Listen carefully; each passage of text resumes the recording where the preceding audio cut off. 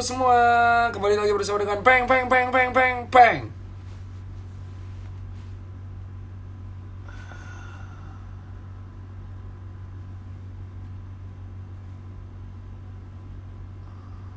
Jadi semua, kita kali ini akan membahas mengenai serba-serbi mutasi, ya kan? Wah, ini ada. Halo Pak Ahmad. Assalamualaikum Pak Ahmad.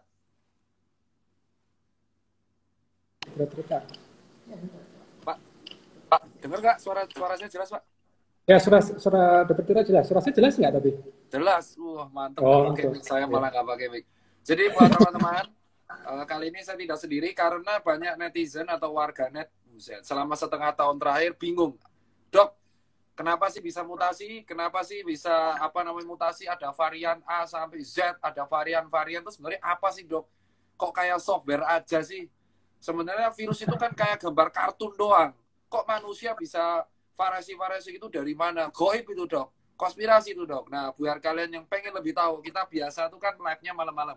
Cuman karena malam minggu kita merespek para jomblo biar menikmati kesendirian, jadi kita geser live-nya jadi sore-sore senja. Nah, kali ini saya nggak sendiri. Saya bersama seorang peneliti, ahli biologi molekular. Pokoknya kalau soal bab-bab sel-sel kecil-kecil, virus kecil-kecil, beliau lah ahlinya. Coba tuh dilihat sampai ubannya banyak itu kan lihat virus dan bakteri. Nah, buat teman-teman semua yang ingin bertanya, bisa langsung ke Q&A. Karena kalau semakin banyak komen, itu jujur semakin lemot jaringannya. Jadi kita akan turn off komen, dan buat yang bertanya, silakan langsung ke Q&A. Oke ya, kita turn off. Pak Ahmad. Dok. Pak Ahmad, langsung to the point. Kita nggak usah basa-basi kayak di TV, gimana kabarnya. Enggak. Pak Ahmad, kita kan sekarang, dulu, 10 tahun lalu, mungkin warga nganggap mutasi virus itu hal yang biasa. Kayak hal yang kayak ilmiah, jadi mereka nggak mau bahas, ya kan, taunya beres. Tapi sekarang gara-gara dicekoi berbagai informasi dari media yang setengah-setengah, berita yang tiba-tiba hati-hati varian ini, masyarakat bingung, dok, virus kok ada variannya. Sebenarnya gimana sih dok, virus kok bisa bermutasi sampai varian banyak, nggak hanya covid dok, tapi virus itu kok bisa bermutasi itu gimana sih dok? Kok dok Pak? Nanti Pak Ahmad Jangan ini salah, bukan Pak. dokter ya, dokter. Nah, Pak Ahmad itu dokter, ahli S2, PhD. Maaf, nanti banyak dokter malah.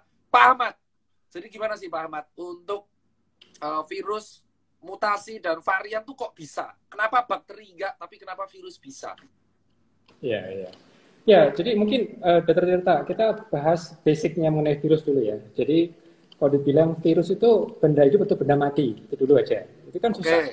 Ya kan? Kalau bakteri itu ada obatnya, antibiotik. Kenapa? Karena bakteri itu di dalamnya ada organ kecil, ya kan, namanya organel, makanya bisa dikasih. Tapi kalau virus itu gimana ngobatinnya? Ya kan? Kenapa? Karena dia itu nggak punya organel, Dokter Tirta. Jadi isinya apa sih? Isinya itu kan cuma cangkang protein. Di luar ada paku-paku nih, kayak paku-paku gitu. Nah, dalamnya apa sih dalamannya virus itu? Dalaman itu instruksi, nih, instruksi untuk cara membuat partikel baru. Itu dulu. Nah, ini loh. Itu di virus apa di mana? Maaf, itu di virus apa di bakteri?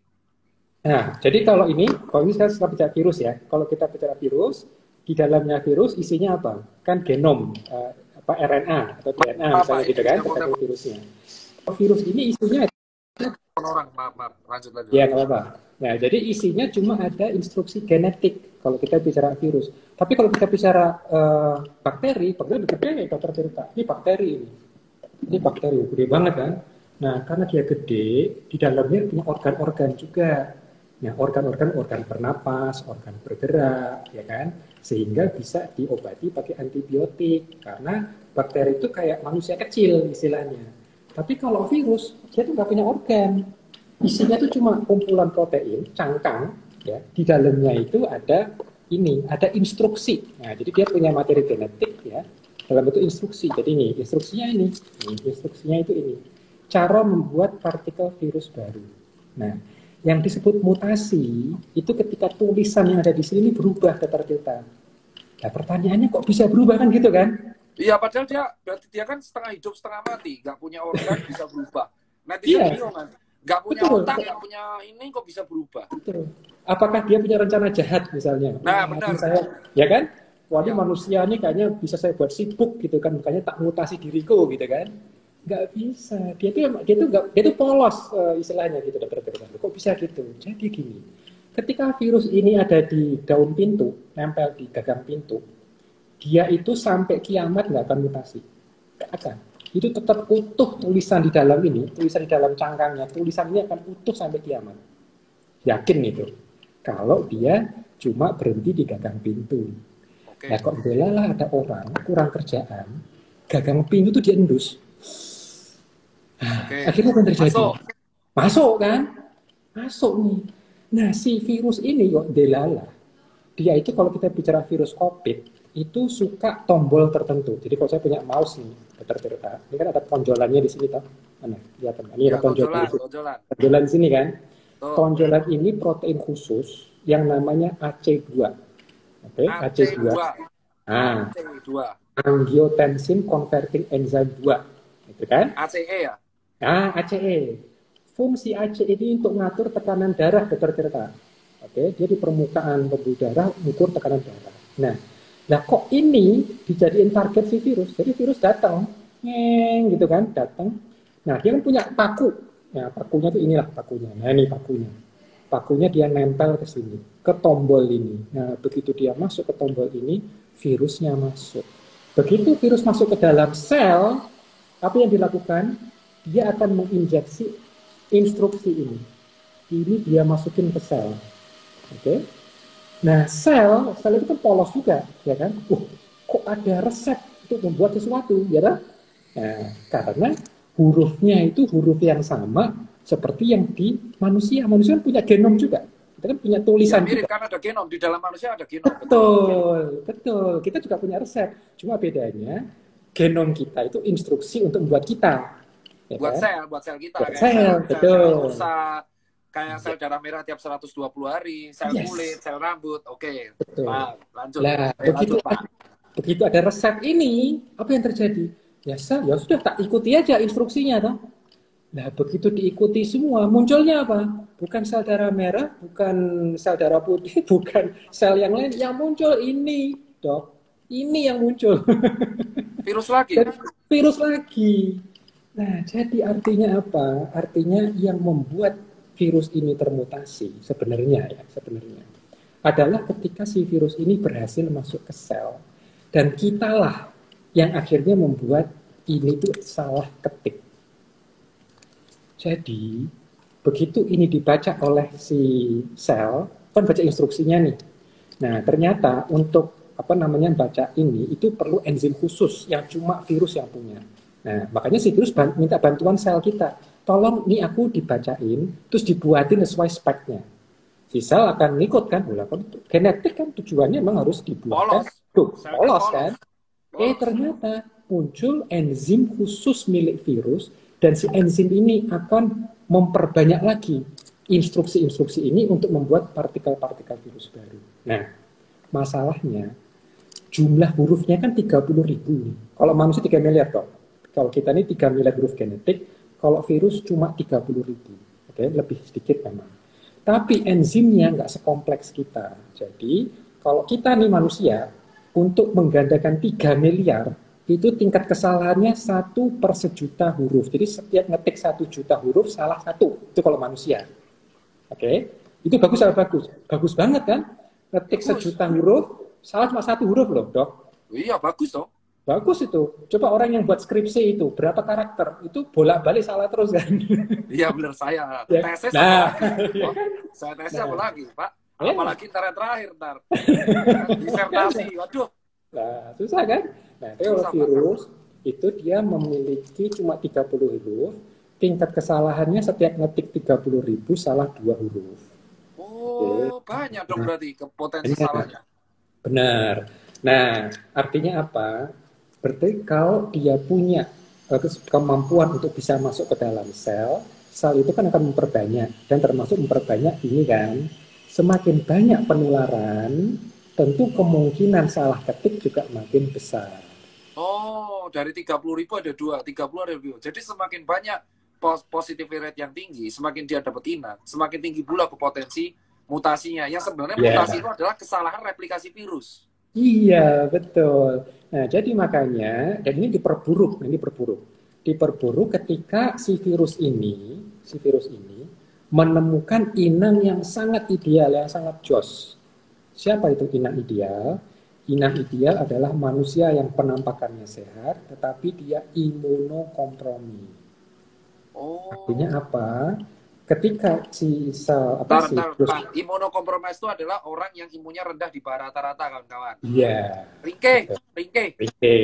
Jadi dia harusnya sehat, tampakannya sehat, fisiknya sehat, atletis, tapi dia nggak tahu bahwa sebenarnya di dalam dirinya itu imunokompromis. Ada banyak manusia seperti ini. Kadang karena gaya hidup, karsiogenik, atau mungkin justru dia membawa penyakit-penyakit bawaan yang dia nggak tahu. Oke, Pak, lanjut, Pak. Nah, berarti apa? Berarti si virus ini lebih awet di dalam tubuh manusia itu kan? Ya. Semakin dia, karena kan nggak bisa di-clear sama ini sistem kekebalannya, ya kan? Ya. Awet nih si virus infeksinya. Nah, dia pesta di dalam. Wah, nggak ada perlawanan loh, ya kan? Akhirnya nggak ada tentara kita yang lawan kan soalnya. Betul. Nah, kalau orang ini ternyata tetap tidak bergejala, berarti nanti dia memproduksi virus-virus yang mutasinya itu macam-macam ke orang lain. Gitu. Super spreader dong. Iya, seperti itu. Berarti kayak film Presiden Evil no, Pak. Persis loh. Jadi ada virus, T-virus nyerang otak, terus awal mulanya dia nyerang kan jadi zombie, tapi ada satu dari sekian yang akhirnya dari Mila Jovovich tuh, yang akhirnya dia jadi kebal dan akhirnya malah jadi kuat. Oh, Resident Evil ya? Oh iya, oke. Iya benar, kayak Resident Evil. Berarti penjelasan virusnya sebenarnya mirip-mirip sama game Resident Evil. Dari sekian banyak yang terinfeksi jadi zombie, ada satu yang jadi super power. Dan ada satu lagi yang jadi super power tapi jadi gede banget, Nemesis. Jadi sebenarnya seperti itu, Pak. Nah, lanjut, Pak. Kenapa ketika virus masuk, dia kan berarti kan Pak Ahmad mengatakan bahwa virus itu sebenarnya polos, tidak punya agenda menyerang, dia hanya taunya replikasi, menggandakan koloni. Nah, kok bisa tentara kita itu memble atau tentara kita bisa kelabakan melawan virus, padahal tentara kita kalau melawan bakteri kuat banget. Tapi kenapa ketika lawan virus yang jelas dia nggak ada agenda menyerang, kok bisa jadi hancur lebur kita? Sampai pneumonia, sampai udem, itu kenapa, Pak? Ya, jadi sebetulnya gini, kita jangan terlalu banyak kasih kredit ke virus ya. Karena secara jujur aja, 80% manusia yang terinfeksi kan tidak mengalami gejala. Ya kan? Tidak mengalami gejala. Cuma kan yang 20%. Yang 20% yang akhirnya gejalanya sampai harus masuk rumah sakit karena perlu oksigen. Nah, nanti dari 20% itu akhirnya yang meninggal mungkin 2% atau 3%, sekitar sebegitu loh. Tapi kalau oksigennya habis bablas, di 20% itu meninggal semua, gitu ya kan. Nah, jadi yang keunikannya adalah kenapa kok kita memble tadi itu. Memang kalau kita bicara virus yang COVID yang kali ini lah, kita fokus ke situ. Itu kan dia sebetulnya ini kan cangkangnya, ini kan pakunya, ya. Jadi ketika si virus tadi itu banyak berevolusi, terutama ketika dia menemukan inang yang tadi tidak bisa melawan dengan cepat, akhirnya kan di dalam tubuh inang tersebut si virus ini kan variannya banyak banget. Dan itu dalam membuat varian itu tidak terencana. Jadi ada varian di banyak titik. Jadi misalnya kalau kita bicara protein yang paku ini aja ya, ketika dia masuk awalnya dia mungkin masih polos dari mutasi. Tapi begitu dia masuk, ini kan gennya si paku kan juga banyak direplikasi kan. Nah, juga mungkin yang salah ketik tadi itu kan. Sehingga mungkin ada gen paku yang mutasinya di sini, ada yang mutasinya di sini, ada yang mutasinya di sini. Nggak seragam mutasinya, jadi ada variasi di mana-mana. Nah, nanti tergantung, begitu ini diproduksi, ini kan si orang ini kan mengembuskan nafas nih, pada lain. Nah, ini kan mulai banyak varian yang punya beda-beda tadi itu kan. Nah, ini terseleksi sendiri. Nanti mereka akan terseleksi, kira-kira yang membawa varian yang bisa lebih banyak menularkan, itu kan yang mutasinya di sini, atau di sini. Jadi ini betul murni statistik by chance, ya kan? Cuma nanti yang akhirnya terseleksi dengan bagus adalah varian yang delalah kok yang paling tajam, nempelnya itu yang paling tajam. Jadi kalau kita bicara varian delta, itu yang delalah ada mutasi di titik sini, sehingga ketika nempel ke tombol AC2-nya manusia ini, itu lengketnya luar biasa. Jadi kalau dulu yang varian asli, mungkin perlu 1000 ginian untuk bisa nempel ke satu ini. Karena kan ada satu nempel lepas. Karena apa? Kurang kenceng kan. Nah, tapi kalau ini mutasinya pas banget yang di sini, itu sekali nancep itu jos, nggak lepas lagi. Gitu. Sehingga apa? Kemampuan dia untuk masuk itu lebih canggih. Sehingga tidak perlu partikel yang lebih banyak. Oh Jadi kalau gitu. dulu perlu By chance 1000, banget berarti ya. yes. Tapi emang pembentukan delta tadi itu technically by chance. Jadi dia tuh kan nggak punya, isinya tuh cuma cangkang sama instruksi genetik. Nggak ada otak di sini dong. Sama sekali nggak ada otak dia itu. Cuma masalahnya manusialah yang memproduksi partikel virus itu sehingga terbentuk kombinasi yang cocok. Gitu. Itu yang jadi masalah. Masuknya ke imun. Nah, ketika virus masuk, kita jangan deh, kita nanti dulu deh imun karena belakangan masih ke virusnya. Ya. Nah, Pak, kenapa virus bisa muncul? Itu kan pertanyaan bagi sebagian warga. Kok bisa sih virus muncul? Ya kan? Ya. Kenapa virus bisa muncul? Bakteri oke, kenapa virus bisa muncul? Apakah muncul tiba-tiba? Apakah menjadi bisa dibuat atau muncul begitu saja? Ya, ya itu itu pertanyaan filosofis dong. Karena ini pertanyaannya juga, bagaimana sih dulu kehidupan dimulai? Nah, Betul. jadi kalau dulu teman-teman ingat pelajaran SD ya, pelajaran SD, suatu eksperimen. Tapi sains ya, kita disclaimer. Ya, kita sekarang bicaranya sains, jadi jangan dicampur adukan yang lain dulu. Oke, siap, lanjut Pak. Ya, jadi kalau kita lihat kehidupan itu kan sebetulnya ada 3 komponen. Ada protein, ada DNA, ada RNA. Oke.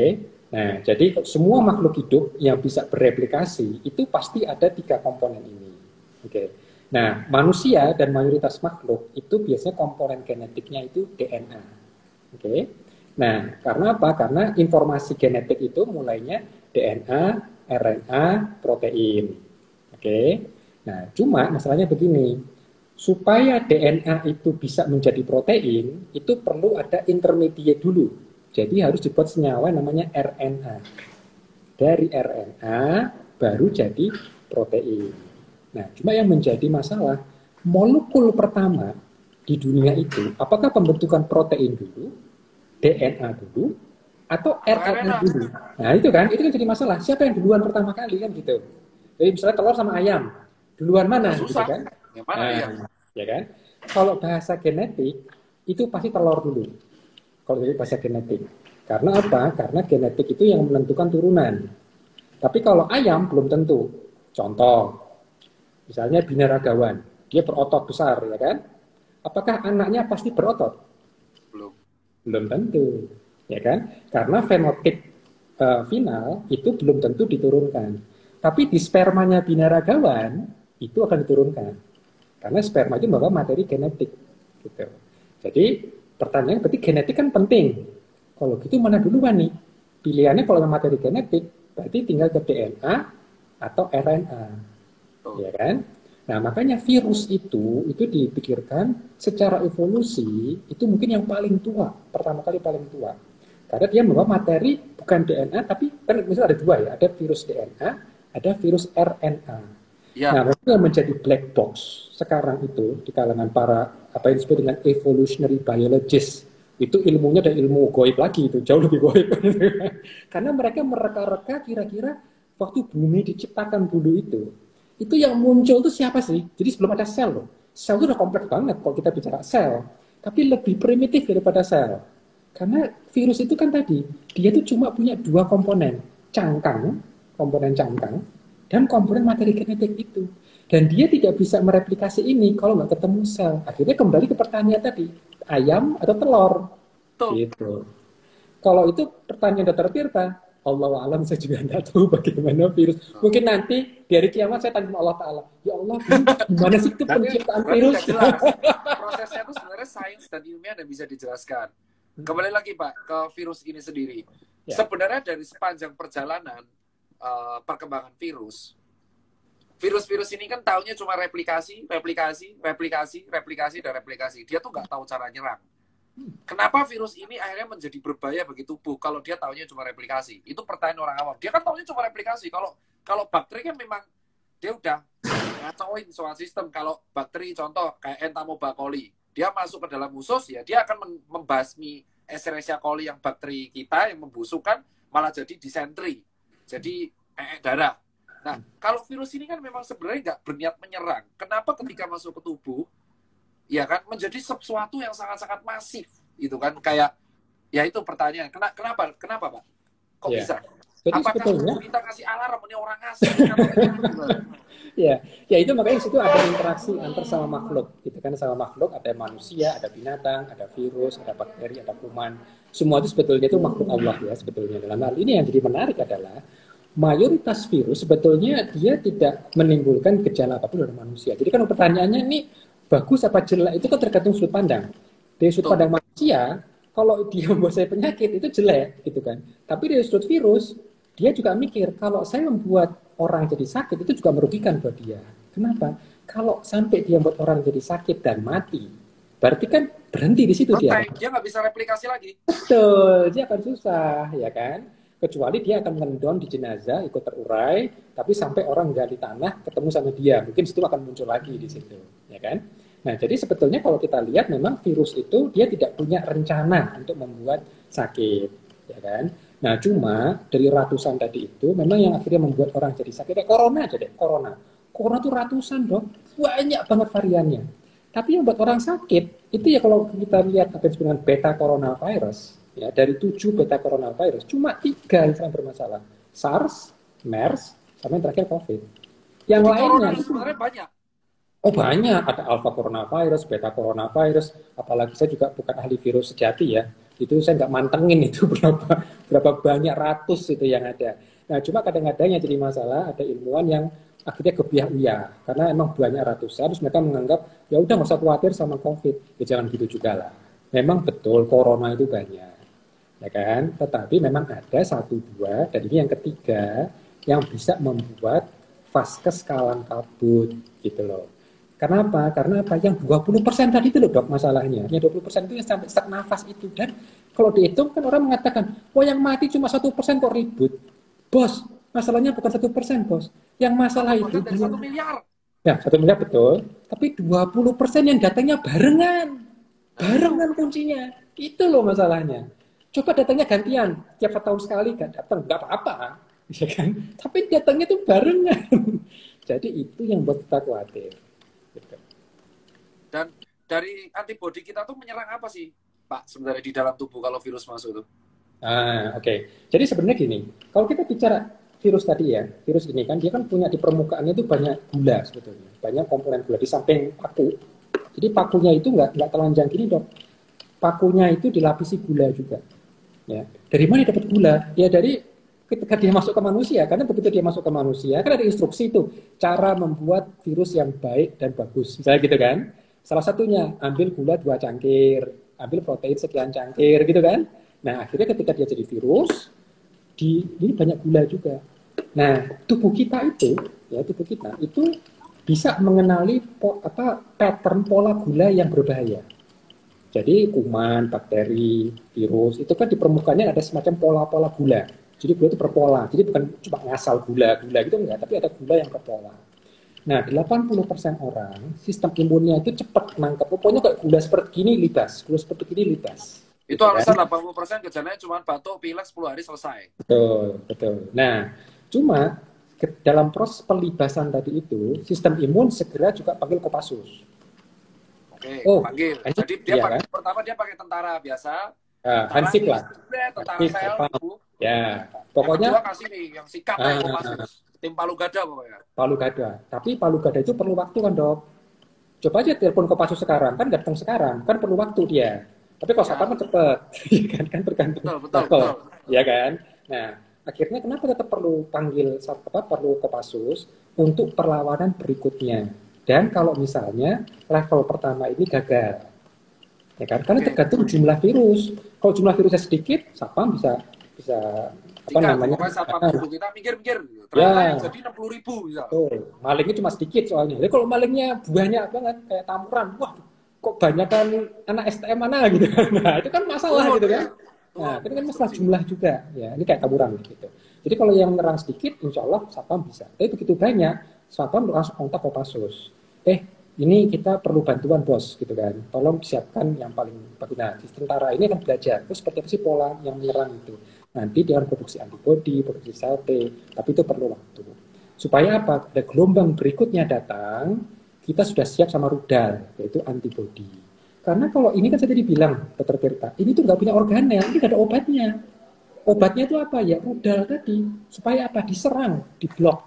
Jangan sampai nempel sama tombol AC2 itu. Jadi ini alasan kenapa dari dulu tidak pernah ada yang namanya obat antivirus kan? Yang langsung obat dari tubuh kita yang langsung membasmi rudal itu dari luar nggak ada kan? Nggak Itu ada. alasan karena ya mau apa yang dihancurin, dia cuma komponen protein, cuma instruksi. Nah, berarti obat-obat yang diproduksi sekarang itu hanya menghambat replikasinya dong, Pak. Ya, jadi obat yang sekarang disebut tanda kutip antivirus itu sebetulnya berusaha menghambat proses replikasi virus di dalam tubuh kita. Dan sehingga dia virusnya dibantai sama antibodi kita. Ya, jadi memang lebih rumit. Tapi kalau antibiotik lebih gampang. Kenapa? Karena bakteri itu punya protein khusus, dia punya organ khusus, dan kekhususan itu bisa dibedakan dari organnya manusia. Makanya bisa dibuat antibiotik, gitu kan.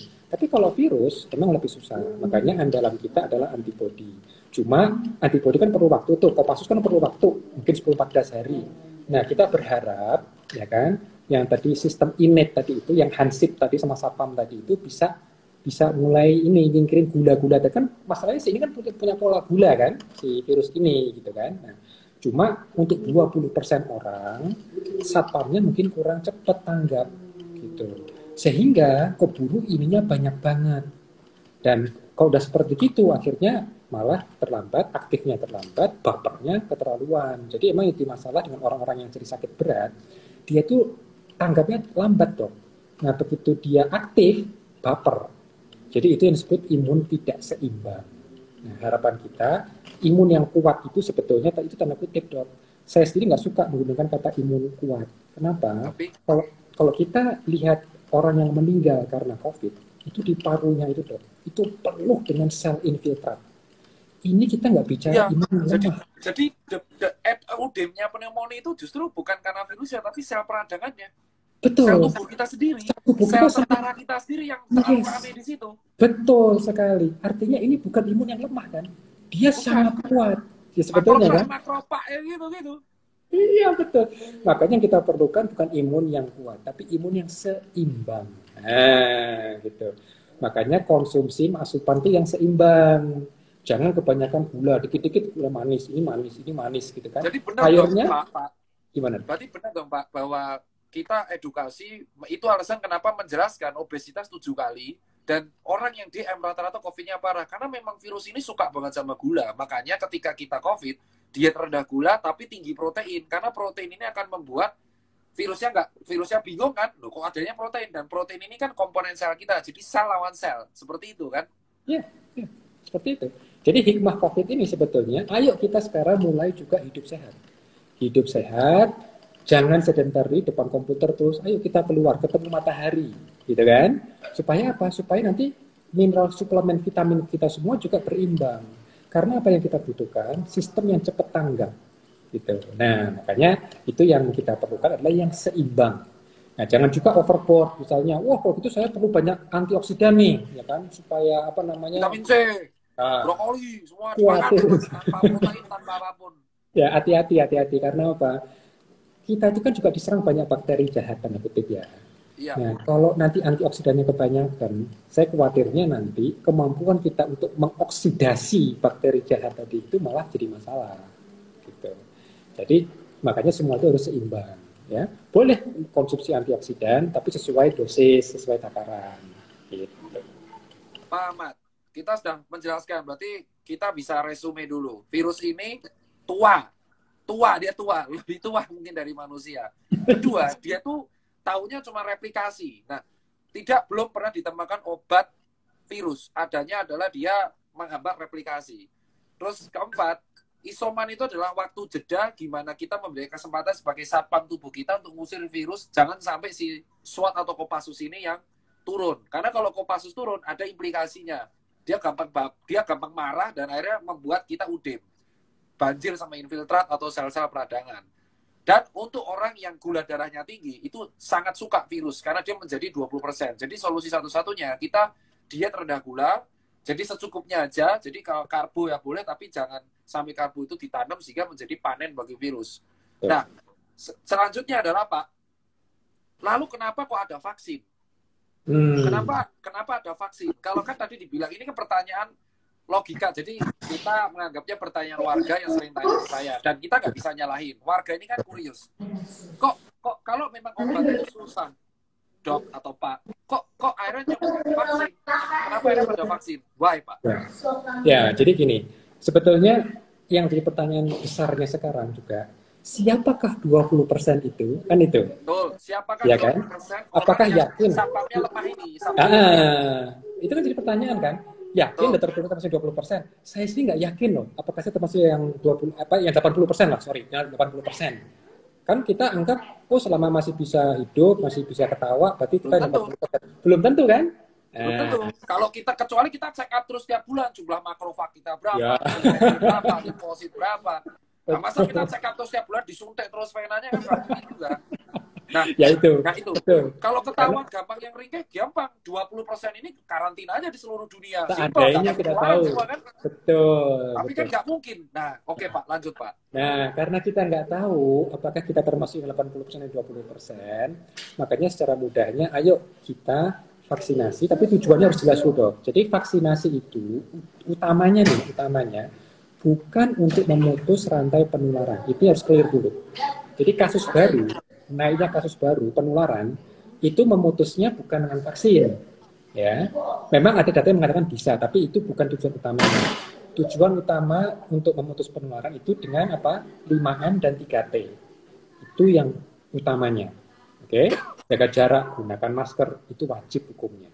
Ya, masih boleh dagang, silahkan dagang, tapi dagangnya pakai masker, jaga jarak, ambil nomor antrian. Ya, kita jadi harus jelas nih. Jadi masyarakat juga jangan terlalu paranoid gitu ya. Boleh, siapa sih yang melarang? Tapi melakukannya dengan benar, prokesnya harus tepat. Pakainya masker juga sempurna, ya. Jangan kalau di dagu, jangan gini, nggak boleh, haram itu, harus sempurna. Jadi kita ada ada perlindungan. Nah, kalau vaksin, Dok, tujuannya bukan untuk memutus penularan utamanya, tetapi menjaga jangan sampai vaskes itu kolaps. Itu tujuan utama vaksinasi. Kenapa? Kan kita nggak tahu nih, apa kita termasuk 20% atau tidak, ya kan? Maka kita perlu antibodi ini, Kopassus itu segera mengisi ruang rongga nafas dalam. Karena yang buat orang sesak nafas kan rongga nafas dalam kan, paru kan. Jadi kita perlu waktu supaya kita punya banyak antibodi di sini, di rongga nafas bawah. Dan itu perlu waktu 2 minggu setelah dosis vaksin kedua, gitu. Jadi kalau ndelalah kita pas lengah, virus mau masuk, kita sudah siap pasukan di sini. Nggak perlu waktu 2 minggu lagi. Kalau kita nggak divaksin, kan berarti kan tangan kosong nih. Hanya jadi vaksin ini memperkuat melatih tanding si satpam ini agar gercep kan? Iya, betul. Supaya juga nanti lebih siap. Karena udah ada cetakannya. Kalau misalnya tangan kosong, nggak pernah ketemu, kan dia perlu belajar kan kelamaan kan gitu kan. Nah, makanya kita vaksinasi supaya dia lebih siap. Dan nanti ujungnya apa? Ujungnya vaksin itu menurunkan risiko gejala berat. Itu yang teman-teman harus pahami. Karena jangan sampai dianggap vaksin itu harusnya istilahnya, udah vaksin kok masih kena. Pertanyaannya bukan itu. Pertanyaan bagaimana yang belum divaksin dan nanti mereka akan memenuhi vaskes.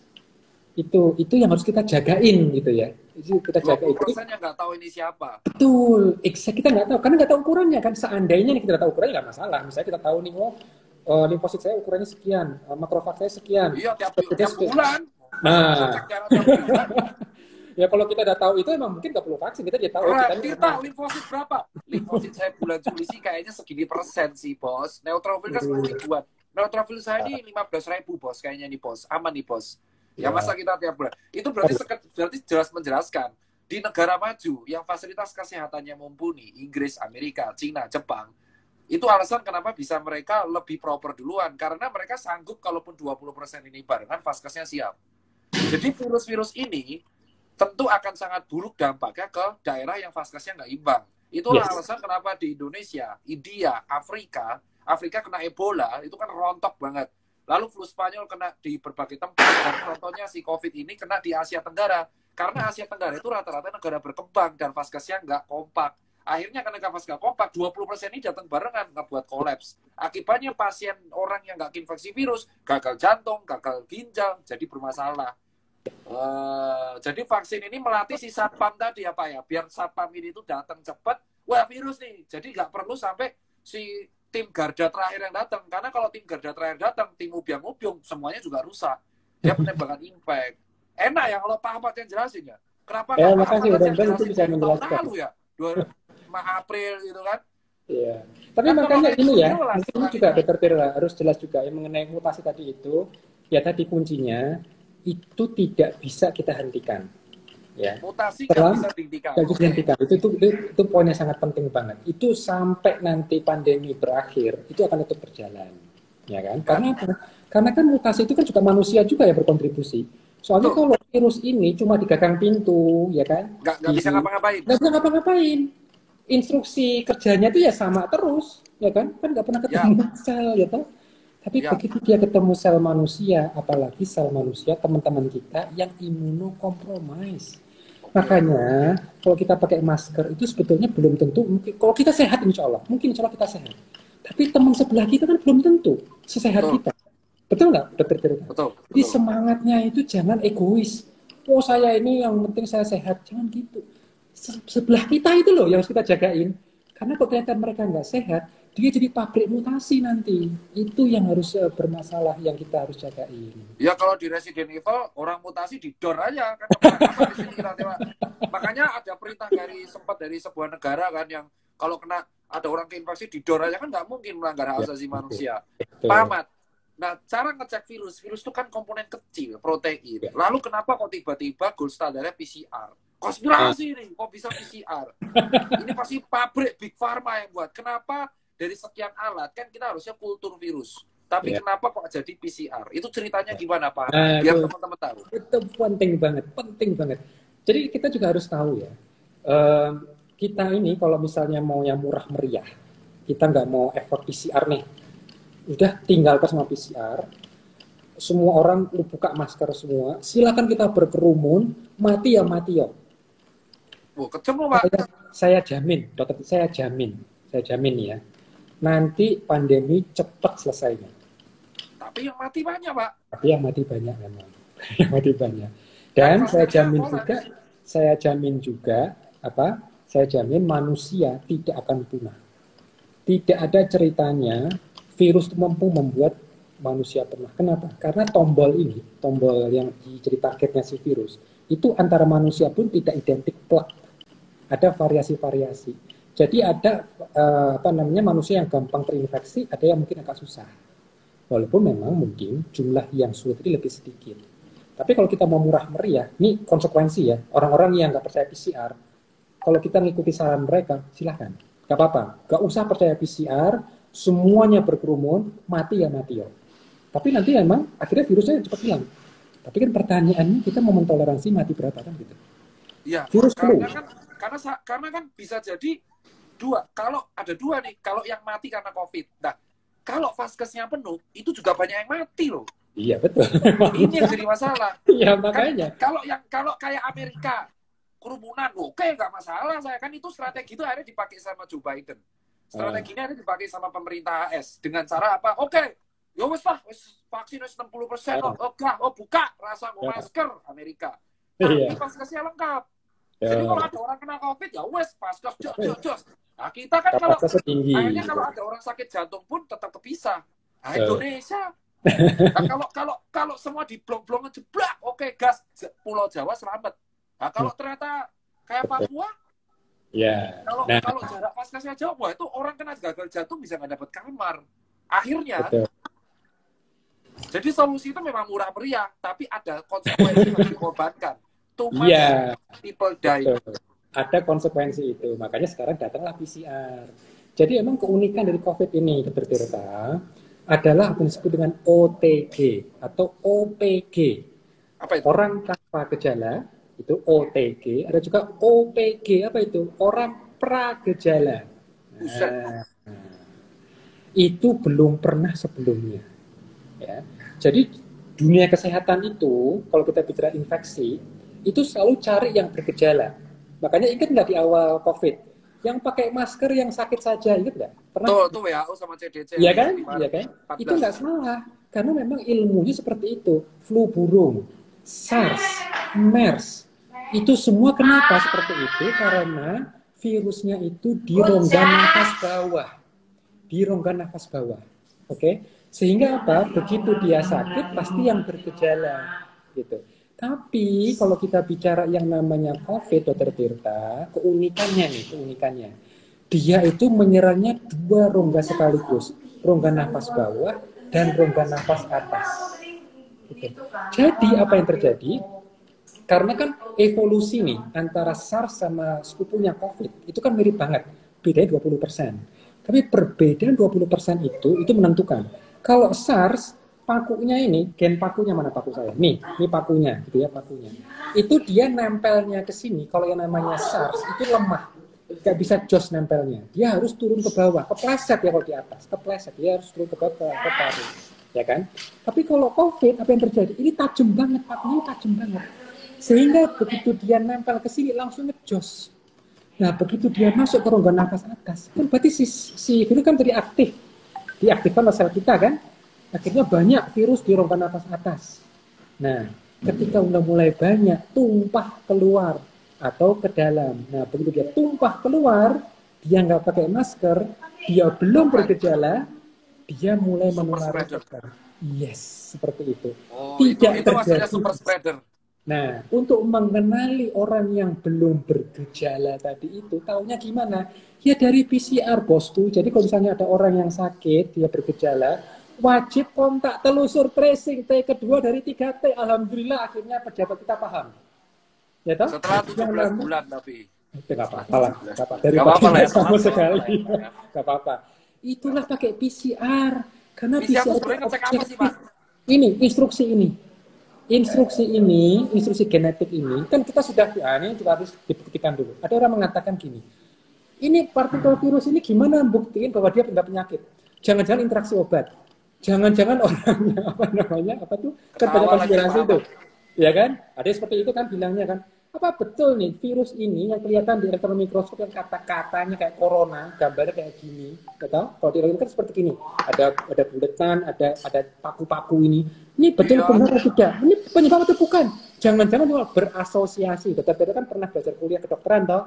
Ada namanya hubungan asosiasi atau sebab akibat, ya toh? Kan mungkin ditemukan gini di orang sakit COVID. Emang ini benar penyebabnya? Jangan-jangan hanya berasosiasi, ya toh? Pertanyaan bagus, maka harus dijawab. Jawabannya bagaimana? Kalau saya jadi Hitler, saya ambil tawanan perang, saya suruh mereka mengendus virus partikel. Lalu saya pantengin, sakit nggak? Ya, dia kan kayak gitu. Kan? Dia kan kayak gitu di kamar gas, ingat saya. Nah, gitu kan? Nah, dia kayak gitu. Itu alasan kenapa banyak tawanan perang disuruh menghisap penyakit-penyakit terus dibiarin sampai mati biar tahu impact-nya. Betul, itu yang terbagus. Untuk bukti yang paling bagus, seperti gitu kan? Tapi kan nggak etis seperti gitu. Ya nggak etis, itu melanggar hak asasi manusia. Dikasih penyakit dibiarin sekarat. Nah, makanya kita punya ilmu Dr. Tirta. Makanya sekarang ini kayaknya dugaan saya banyak dari teman-teman itu waktu pelajaran biologi itu pada ngantuk, nggak dengerin gurunya, sehingga ketika ada COVID nyerang bacaannya nggak jelas. Ya tahu padahal ada ilmunya. Di bulan Februari, orang Cina, ilmuwan Cina sudah membuktikan bahwa ternyata ini partikel virus kan bisa dimurnikan nih dari orang sakit COVID. Partikel ini dimurnikan. Mereka nggak berikan ke manusia, tapi mereka berikan ke mencit khusus, mencit yang sudah direkayasa genetiknya. Kenapa? Karena tombol ini, dok, namanya AC2 ini, manusia dan mencit juga punya. Sebetulnya juga punya. Tapi mereka belajar dari SARS. Kan itu kemiripan antara SARS sama COVID kan 80%. Mereka juga tahu ini kayaknya nih COVID ini itu menyerangnya ini lewat itu, masuknya lewat ini tombol AC2, ya kan. Tapi mereka juga tahu mencit yang dikasih SARS-CoV-2 dia bakal kebal karena AC2-nya nggak kompatibel full, ada perbedaan, ya kan. Jadi mereka masukkan ke mencit yang masih alami partikel virus ini SARS-CoV-2 ini, mencitnya kebal, nggak ada masalah. Lalu mereka eksperimen baru. Sekarang mencitnya kita rekayasa, kita manusiakan. Jadi si mencit membawa AC2-nya manusia. Apa yang terjadi? Ketika dimasuki ini partikel virus, mencitnya kena pneumonia. Sama seperti manusia. Jadi partikel virus yang ada gambarnya ini, yang kita sekarang tahu persis materi genetiknya, betul-betul bisa menyebabkan penyakit seperti di manusia. Dan lebih hebatnya lagi, ketika divaksin, mencitnya dia terproteksi. Berarti bisa prediktif. Makanya vaksin di berbagai negara terbukti setelah uji klinis, praklinis, ya kan, fase-fase 2, fase 3, dia menggunakan mencit tadi dengan binatang coba Buat tadi itu. teman-teman sekalian, kalau kalian masuk lab kimia atau lab biologi ya, dari kedokteran atau farmasi, itu rata penelitiannya mencet. Mencet itu tikus putih yang matanya merah. Ya, bukan hamster, beda, bukan mamut, bukan. Mencet itu tikus putih. Kenapa penelitian menggunakan tikus putih? Karena tikus-tikus putih ini memang bukan dipercaya dari penelitian dia memiliki genetik yang mirip sama kita, gitu. ACIA tuh mirip. Jadi jangan malu ya, kita genetiknya tuh mirip sama mencet. Tahu mencet itu? Mencet putih-putih yang matanya merah, itu yang tikus putih tapi merah, itu mencet. Itu selalu digunakan sebagai penelitian di SMA dan penelitian di lab biologi dan lab patologi anatomi. Nah, si mencet. Jadi semua penyobat-obatan kalian itu berterima kasih pada pahlawan kita si mencet-mencet ini. Nah, jadi karena nggak etis pada manusia. Penelitiannya dari si mencet-mencet ini juga dong. Apanya? PCR ini berarti awal mula diuji dari si mencet-mencet jadi ini sejak juga. Makanya kan berarti kan kita sudah establish evidence bahwa si partikel virus ini bisa menyebabkan penyakit di mencet sama seperti di manusia kan, kena pneumonia, operasi. Karena ini sudah kita buktikan, ya sudah kita buka saja konten genetiknya apa. Materi ininya kan berarti kita sudah bisa baca nih instruksinya. Dan instruksi genetik ini bisa dibaca dengan PCR. Nah, makanya dalam PCR itu kita sekarang mencari nih, ada satu orang sakit COVID, dicari kontak eratnya 20-30 orang, dicari orang yang mana dari 30 orang itu yang membawa instruksi genetik seperti ini. Tapi nggak bergejala. Nah, bergejala atau belum lah gitu ya. Nah, nanti segera diisolasi. Kalau misalnya dia saat dites belum bergejala, tetap diisolasi. Kenapa dok? Jangan-jangan nanti dia mulai bergejala. Tapi kalau dia bergejala di ruang isolasi kan aman. Dia tidak menulari pada yang lain. Itulah kunci pemutusan penularan itu dengan kontak telusur. Gitu. Dan cara mencarinya dengan ini, mencari materi genetik. Instruksinya tadi itu loh. Instruksi membuat partikel virus ini itu diceknya dengan PCR. Dan PCR itu ilmu yang bagus sebetulnya gitu. Jadi bukan di COVID kan. Ini ilmu serius. Karena orang bilang batuk pilek pasti COVID. Salah, bohong itu. Mereka nggak baca artikel ilmiah, ya kan? Karena kita bisa lihat kok ada orang yang betul-betul ngecek. Ini yang COVID-nya positif, ini yang COVID-nya negatif. Lalu mereka cek dengan PCR untuk apa? Virus influenza. Karena virus influenza, instruksi genetiknya beda dok. Tulisannya tuh beda hurufnya. Dan kita bisa bedain. Ternyata apa? Beda. Jadi orang yang positif influenza, ada juga yang negatif COVID. Ada juga yang positif COVID. Jadi nggak selalu sama. Ya, nah itu makanya kan memang perlu belajar. Cuma kalau waktu belajar biologinya dulu ngantuk, ya wajar. Kalau saya nggak ngantuk, itu, ya kan? Ya bisa jadi malah mereka nggak mau belajar. Nah kan? itu masalah itu. Instan. Makanya wajar, ya kan? Jadi kalau kita paham nih, berarti pada dasarnya virus influenza pun kan sudah 1 abad nih belum selesai. Jadi akhirnya virus ini kan hanya bisa replikasi. Sebenarnya yang akhirnya adaptasi adalah antibodi dan Kopassus di dalam kita kan. Nah, cuma mungkin dengan 2 cara. Ya, cuma mungkin satu hal yang perlu kita klarifikasi juga nih mengenai bedanya virus flu sama yang COVID ini. Jangan lupa, virus flu itu dia pertama dia melengketnya cuma di rongga nafas atas. Itu clear. Jadi dia nggak bisa merusak ke paru gitu. Nah, tapi kalau kita lihat juga apa yang disebut dengan COVID ini, dia kan nyerangnya 2, atas sama bawah. Masalahnya juga bukan cuma dia menyerang di bawah jadi isu. Dia itu menyerang ini dok, AC2. AC2 ini dia nggak ditempel oleh virus influenza. AC2 ini ditempel oleh siapa? Virus COVID. Nah, sekarang dokter kita perlu bahas sedikit fisiologi. Fisiologi bukan interaksi obat ya, tapi interaksi protein. Jadi gini, AC2 itu kan namanya angiotensin converting enzyme. Jadi orang normal, ya, kalau kita misalnya kita bicara, kita mau pipis nih, itu kan ginjal kan perlu tekanan yang cukup supaya bisa dorong air seni, ya kan? Nah, tapi kalau bisa tekanan darah kita lagi lemah, kan harus dinaikin dulu tekanan darahnya supaya kita punya tekanan cukup supaya bisa mendorong kotoran kan gitu kan. Ini saya bahasa kasar dok ya, saya bukan dokter soalnya gitu kan. Nah, makanya si ginjal itu kan mengeluarkan hormon, ya kan, renin segala macam untuk memunculkan hormon yang lainnya angiotensin, ya, supaya apa? Namanya angiotensin itu kan dia membuat pembuluh darah itu mulai ini apa diameter itu mengecil ya, betul. Ya, vasokonstriksi kan. Nah, kalau dibuat mengecil gini, kalau kita menggunakan selang tanaman lah, kalau itu kita kecilin, kenceng betul kan? Berarti ada hukum tekanan, ya, hukum tekanan kan? Wah, hafal fisika. P sama dengan F kali A. Wah, ya, mantap. Yang dengerin dokter ya. Oke, ini sekali belajar dengerin saya, fisika olimpiade saya mau olimpiade saya. Mantap. Nah, berarti ini kan jadi dikecilkan. Nah, cuma tubuh itu dia punya termostat, dok. Kalau ini tekanan darah tinggi terus kan bahaya.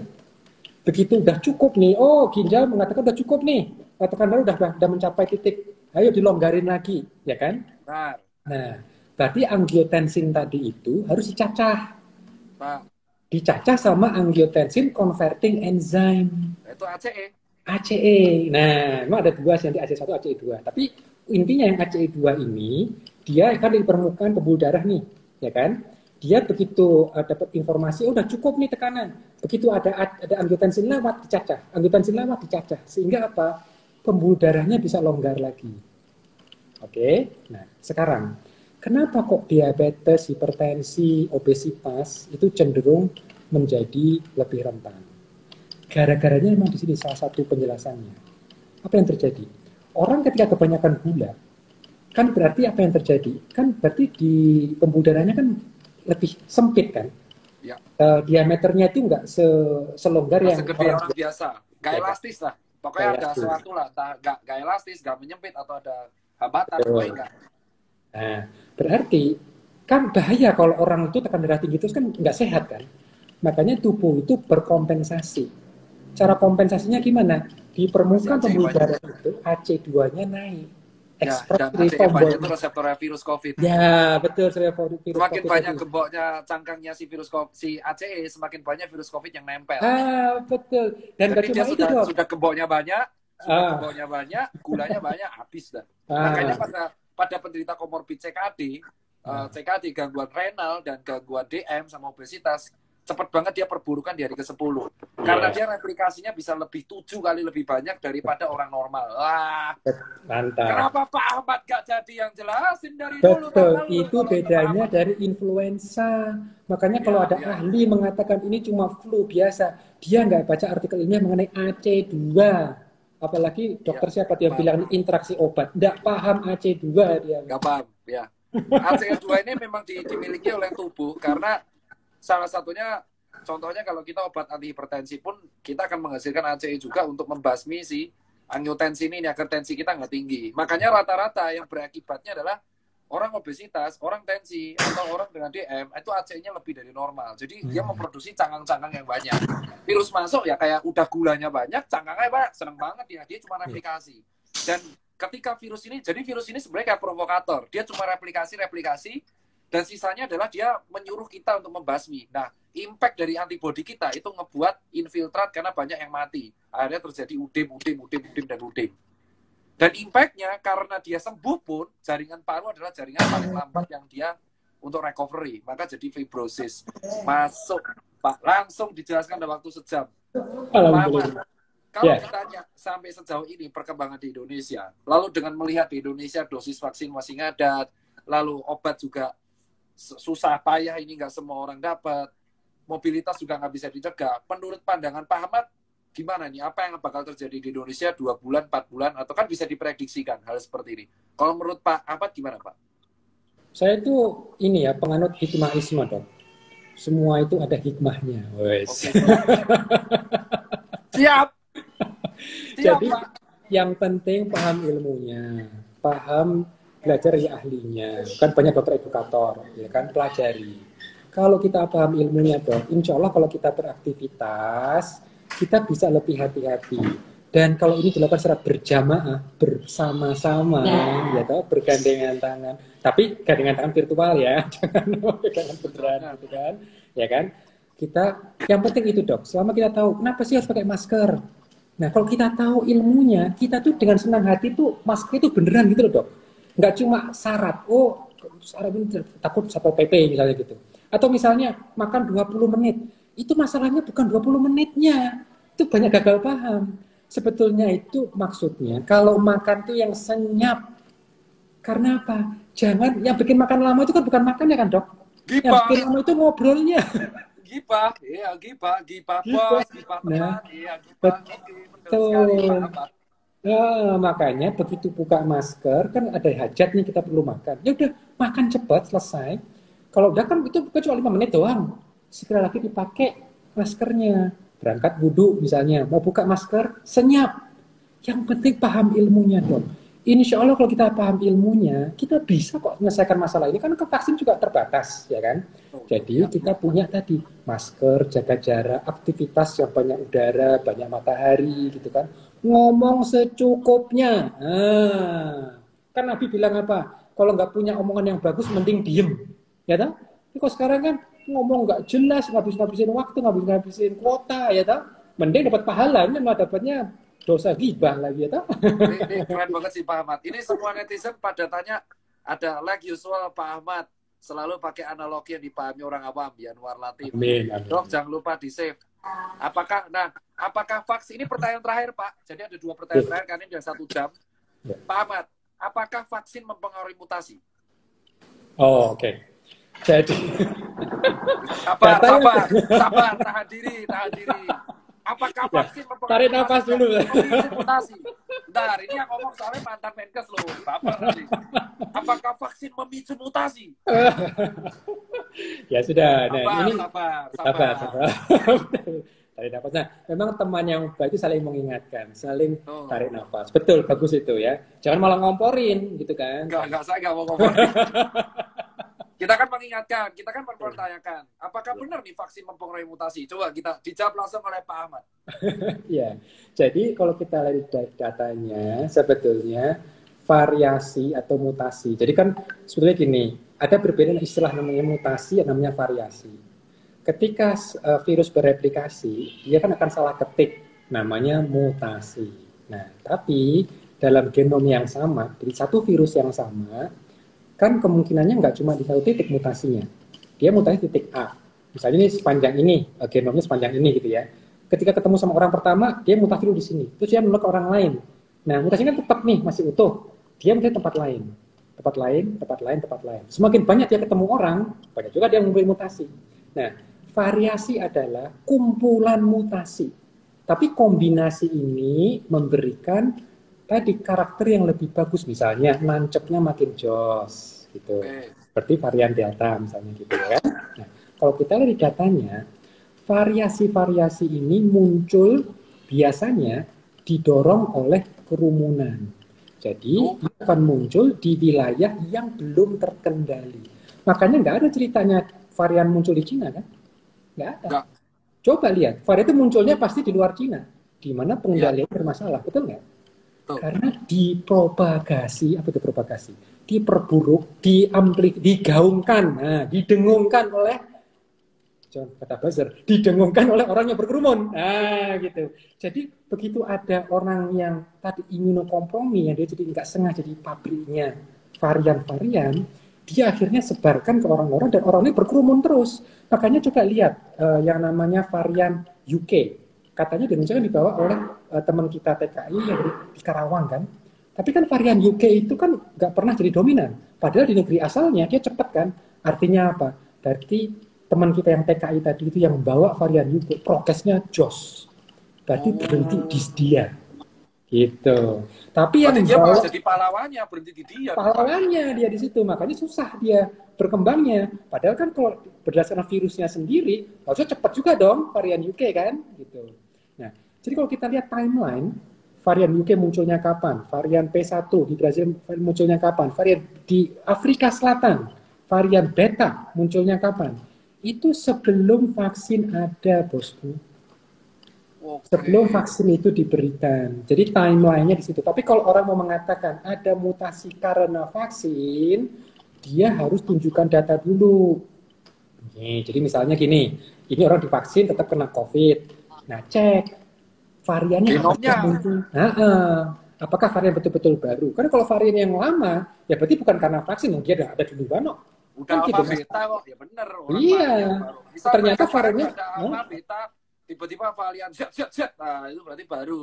nah, Mungkin selain dia magnet, ada cantolan, udah magnet, kenapa? Nah, jadi jelas tuh Pak Ahmad, ini 1 jam dan yang nonton stabil di angka 1.400. Berarti emang netizen itu suka. Ini jarang banget karena biasa yang nonton live ini tinggi biasa adalah ketika saat malam. Tapi ini berarti terbukti, semua orang penasaran. Ada pesan-pesan Pak Ahmad.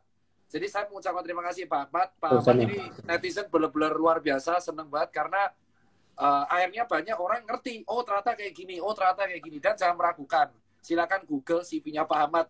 Ampun, saya kalah. Ampun Pak. Nah, Pak Ahmad ada 2 nih, pertanyaan lebih ke pesan sih. Pesan-pesan buat warga sebenarnya apa? Selain prokes Pak, untuk mengenai COVID ini. ya. Yang pertama, pahami ilmunya, dan yang kedua, optimis. Selalu berpikir optimis, ya kan? Jadi, gunakan kreativitas Anda masing-masing setelah memahami cara kerja virus. Itu aja, gitu kan? Misalnya Anda bisa pikirkan bagaimana berdagang yang aman, bagaimana berinteraksi yang aman, bagaimana merenovasi gedung-gedung yang aman. Yang penting apa? Tetap optimis itu penting. Jadi jangan terlalu paranoid juga. Kedua, perbaiki asupan kita, ya kan? Ini menjadi satu hikmah, ya kan? Selama ini mungkin kita terlalu malas. Manusia itu perlu 2000 kalori, itu dulu untuk ngejar kambing. Kenapa? Harus kejar. Kalau itu kambing nggak kena, nggak makan kita. Nah sekarang cuma 10 kalori itu GoFood datang. Ya Tapi makanya kita aktivitas rendah. Nah, aktivitas rendah betul gitu. Iya. Maka Biar rendah gula olahraga. emang. Ya, makanya banyak olahraga, banyak aktivitas gitu kan, supaya kita juga makin sehat. Nah, cuma di era COVID ini memang perlu sabar. Sabar, penting. Kita jadi setelah paham ilmunya, paham bagaimana mengatasinya, paham dari ahlinya, lalu berkreatiflah. Kreativitas itu penting, supaya ada inovasi, ya kan? Dan nanti kita dengan kesabaran, insya Allah kita semua selamat. Ya, mudah-mudahan yang nonton ini semua jadi paham gitu kan. Jangan ambiar, malah akhirnya apa? Akhirnya jadi tetap berkerumun, nggak menggunakan masker, jangan seperti itulah. Asupannya harus dijaga juga, aktivitasnya juga harus yang bagus, gitu kan. Insya Allah kita bisa. Nah, bagi yang belum paham, jangan julid, ya, jangan dibully. Kalau orang nggak paham itu diberitahu, diedukasi. Kalau masih nggak mau paham juga, didoakan yang baik. Ya. Doakan yang baik. Jangan didoakan yang jelek. Jangan pernah melakukan itu. Ya. Jangan pernah mereka harus merasakan nggak enaknya sesak nafas. Jangan sampai naudzubillah. Itu nggak enak banget. Walaupun itu musuh kita sekalipun, selalu berikan yang terbaik. Nah, gitu dong. Terima kasih Pak Ahmad. Dan dari saya, teman-teman kenapa kita turn off? Karena setiap ada komen, itu tuh jeblok. Ini langsung live-nya mental. Terakhir pandemic talk tuh banyak komen mental semua. Mental. Karena memang banyak netizen, jadi saya melakukan buat disiplin. Thank you banget Pak Ahmad. Lebih baik telat daripada nggak sama sekali. Kemarin ada Pak Luhut mengakui kita perlu tracing. Ya, akhirnya telat dan 18 bulan, tapi ya nggak apa-apa lah. Dan memang ini salah satu edukasi yang penting. Seharusnya Pak Ahmad bisa difasilitasi edukasi kayak gini tuh lewat TV. Kayak film Contagion, Mbak. Di Contagion di tahun 2011. Orang kayak Pak Ahmad tuh ada di film. Dan tapi bedanya di saat itu pemerintah yang di Contagion itu dikasih space untuk ngomong. Jadi warganya itu patuh. Dan orang yang nyebar hoax juga ada, Pak, di Contagion itu. Oh, makanya gitu. Belum nonton kayaknya saya ini. Belum nonton. Mirip sama kita. Kok buset, tapi Contagionnya miripnya sama Indonesia. Nggak mirip sama negara Amerika malah yang buat. Kenapa? Ada nyebar hoax. Dan nyebar hoax itu dilepas. Karena polisinya bilang, lebih baik kita ngurus yang ada, yang penting kau klarifikasi, karena orang kayak kamu tuh ada 12 juta orang. Kita yang ngomong di Contagion. Jadi buat kawan-kawan yang belum nonton, bisa nonton Contagion. Itu suatu situasi yang mirip. Ada dokter yang akhirnya membela warga desa, ada orang kayak Pak Ahmad yang dikasih space di awal, ada yang nutup-nutupi, ada yang dikasih vaksin pura-pura, ada. Jadi buat teman-teman, itu aja dari saya buat hiburan. Jadi COVID ini, kalau kalian kenali gejalanya, kenali virusnya, maka kamu akan bisa selamat dan melindungi 20% teman-teman kita.